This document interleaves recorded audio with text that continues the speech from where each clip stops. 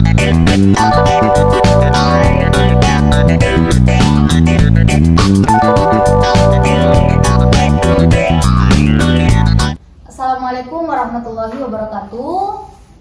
Salam, Om Swastiastu, Namo Buddhaya, dan salam kebajikan. Halo Sobat Podcast, selamat datang di episode baru kita. Kali ini kita akan membahas sebuah topik penting dalam hukum administrasi negara, yaitu kewenangan pemerintah. Di antaranya kenapa sih penting kewenangan negara kita perlu ketahui dan sebagainya. Nah, untuk kali ini saya tidak sendiri untuk membahas hal tersebut. Saya bersama rekan-rekan dari program studi pendidikan Pancasila dan Kewarganegaraan. Bersama ada Manda, ada Yanti, ada Hasya, dan ada Reski. Nah, kemudian jangan kemana-mana, ayo kita mulai untuk membahas terkait kewenangan pemerintah. Baik, untuk mendahului diskusi kita, mungkin penting kita mengetahui seberapa penting sih kewenangan pemerintah dalam sebuah kenegaraan. Nah, untuk hal itu akan dijawab oleh Saudari Rianti, mungkin bisa menjelaskan terkait kewenangan pemerintah. Baik, dalam hukum administrasi negara, kewenangan pemerintah menjadi landasan bagi setiap tindakan pejabat negara. Prof. Prajudi dan James Hart, kedua ahli dalam bidang ini, memberikan gambaran yang menarik tentang apa saja yang diatur dalam hukum administrasi negara. Misalnya, institusi, pengisian jabatan, batas kewenangan, hingga sanksi untuk masyarakat yang melanggar hukum administrasi. Satu prinsip utama yang kita pegang dalam pemerintahan adalah asas legalitas, yaitu bahwa setiap tindakan harus berdasarkan hukum. Tanpa kewenangan yang sah, keputusan yang diambil bisa dianggap cacat hukum dan batal. Oke, baik. Itu tadi penjelasan dari Rianti, mengatakan bahwa suatu kewenangan pemerintah itu dia berpegang teguh dalam asas legalitas, bahwa semua tindakan harus berlandaskan hukum. Tanpa kewenangan yang sahnya sebuah keputusan yang diambil bisa dianggap cacat atau batal ketika dia tidak sesuai dengan landasan hukumnya. Oke. Kemudian mungkin kita sudah tahu terkait pentingnya sebuah kewenangan pemerintah. Selanjutnya kita masuk pada segmen 2, yang mana akan menjelaskan terkait definisi dan sifat sebuah kewenangan, yang mungkin bisa dijelaskan oleh Saudari Manda. Baik, dalam Undang-Undang Nomor 30 Tahun 2014, kewenangan adalah hak atau kekuasaan pejabat pemerintah untuk bertindak dalam ranah hukum publik. Misalnya, ketika seorang pejabat mengeluarkan keputusan administrasi atau melakukan tindakan pemerintahan tertentu, itu harus berlandaskan kewenangan yang jelas. Dan selanjutnya, ada beberapa cara memperoleh kewenangan, yaitu melalui atribusi, delegasi, dan mandat. Yang dimana atribusi ini adalah pemberian kewenangan baru langsung dari undang-undang. Delegasi adalah pelimpahan kewenangan yang sudah ada, dan mandat adalah penugasan dari pejabat yang lebih tinggi.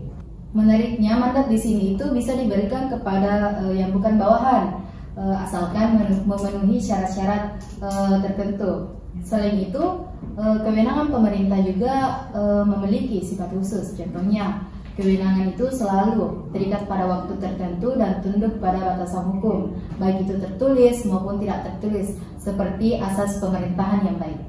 Oke, itu tadi penjelasan dari Manda. Kita ketahui bahwa sebuah kewenangan itu ada diatur secara jelas di dalam Peraturan Perundang-undangan Nomor 30 Tahun 2014 tentang administrasi pemerintahan.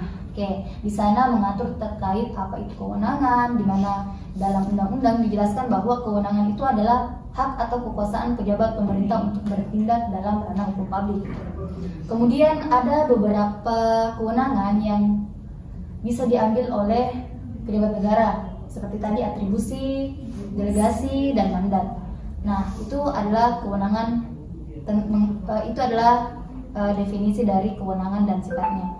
Kemudian kita lanjut pada segmen 3, yaitu membahas terkait asas-asas dan diskresi dalam pemerintahan, yang dimana mungkin akan bisa dijelaskan dan dijawab oleh Saudari Hasya.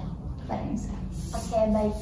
Jadi ada 3 asas penting yang menjadi pedoman dalam pejabat administrasi negara. Di mana yang pertama itu ada asas yuridikitas. Asas yuridikitas itu adalah setiap tindakan pejabat administrasi negara harus tidak boleh melanggar hukum atau harus sesuai dengan hukum yang berlaku. Terus yang kedua itu ada asas legalitas yang sempat tadi dijelaskan oleh saudara Yanti. Asas legalitas itu memastikan bahwa tindakan pemerintah harus memiliki asas hukum yang jelas. Terus dan yang terakhir itu yang ketiga ada asas diskresi.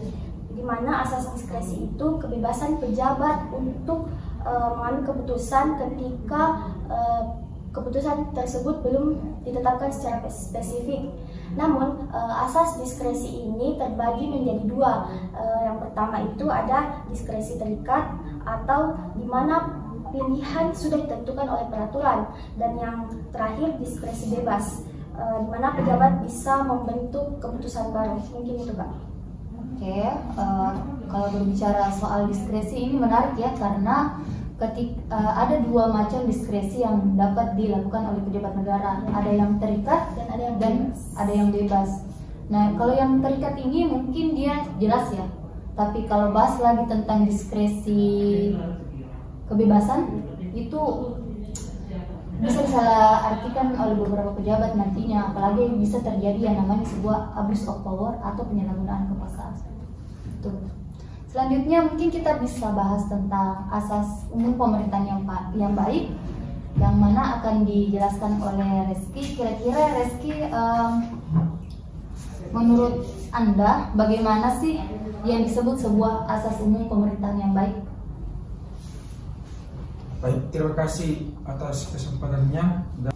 Jadi asas umum pemerintah yang baik atau AUPB, asas ini berfungsi sebagai jembatan antara hukum dan etika. Contohnya, asas kepastian hukum, asas keadilan, dan asas bertindak cermat.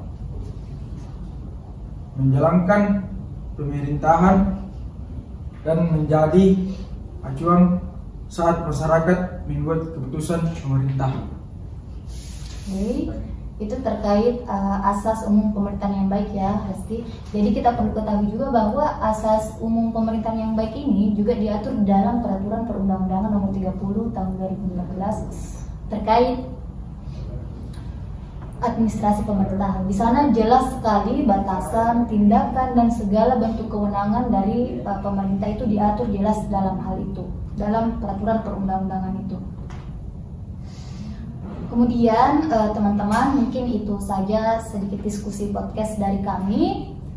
Jadi sobat podcast, kewenangan pemerintah itu adalah inti dari pelaksanaan tugas pemerintahan, mulai dari atribusi, delegasi, mandat, hingga penerapan asas pemerintahan yang baik. Semuanya harus dijalankan dengan penuh tanggung jawab dan sesuai hukum.